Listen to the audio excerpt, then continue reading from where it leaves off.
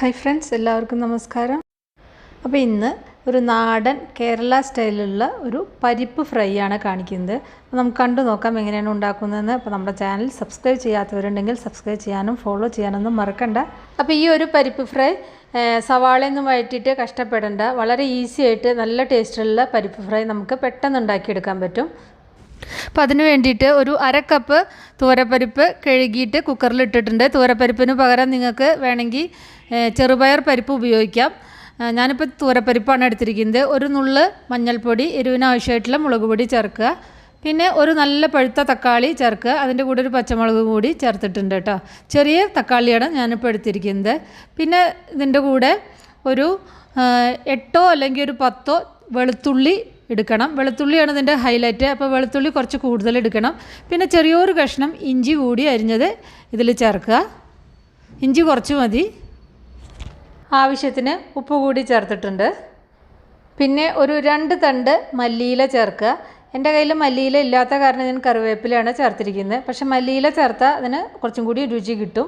അപ്പോൾ മല്ലിയില ഉണ്ടെങ്കിൽ അതന്നെ ചേർക്കുക കേട്ടോ. അതും കൂടി ചേർത്തിട്ട് ഒരു 1 അല്ലെങ്കിൽ ഒരു 1.25 കപ്പ് വെള്ളം ഒഴിക്കുക. അല്ലെങ്കിൽ ആവശ്യത്തിനുള്ള വെള്ളം ഒഴിച്ചിട്ട് അടച്ചു വെച്ച് ഹൈ ഫ്ലെയിമിൽ 2-3 വിസിൽ ഇങ്ങനെ വെന്ത് കുഴഞ്ഞു പോവാത്ത രീതിയിൽ ഉണ്ടാക്കുക. കൂടുതൽ വേവിക്കണമെങ്കിൽ നിങ്ങൾക്ക് അങ്ങനെയും ചെയ്യാം. ഇനി ഇത് വെന്ത് വരട്ടെ.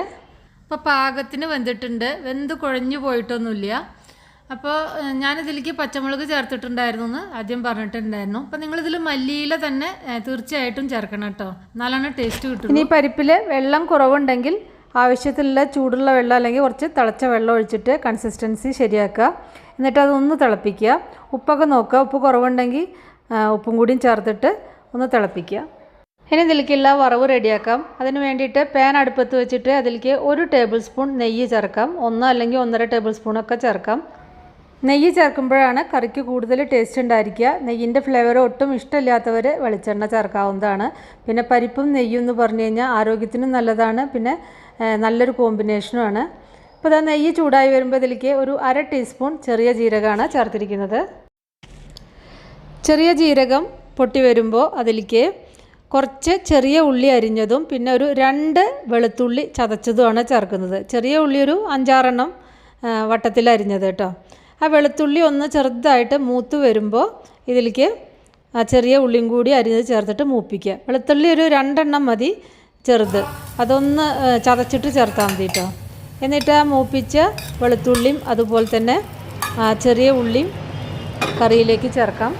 അവസാനം ഇതിലേക്ക് ഒരു 2 മല്ലിയില കൂടി ചേർത്തിട്ട് ഇത് അടച്ചു വെക്കാം കേട്ടോ. എന്നിട്ടിത് ചോറിൻ്റെ കൂടിയും അതുപോലെ തന്നെ ചപ്പാത്തിക്കൊപ്പം ഒക്കെ കഴിക്കാൻ നല്ല ടേസ്റ്റുള്ള നമ്മുടെ നാടൻ സ്റ്റൈലുള്ള ഒരു പരിപ്പ് ഫ്രൈ ആണ്. അപ്പോൾ നിങ്ങളെല്ലാവരും ഉണ്ടാക്കി നോക്കിയിട്ട് നിങ്ങളുടെ ഫീഡ്ബാക്കൊക്കെ അറിയിക്കുക. ഇഷ്ടപ്പെട്ടാൽ ലൈക്ക് ചെയ്യാനും ഷെയർ ചെയ്യാനും കമൻറ്റ് ചെയ്യാനൊന്നും മറക്കണ്ട. അപ്പോൾ നമുക്ക് വേറെ ഈസി റെസിപ്പി വീണ്ടും കാണാം. താങ്ക്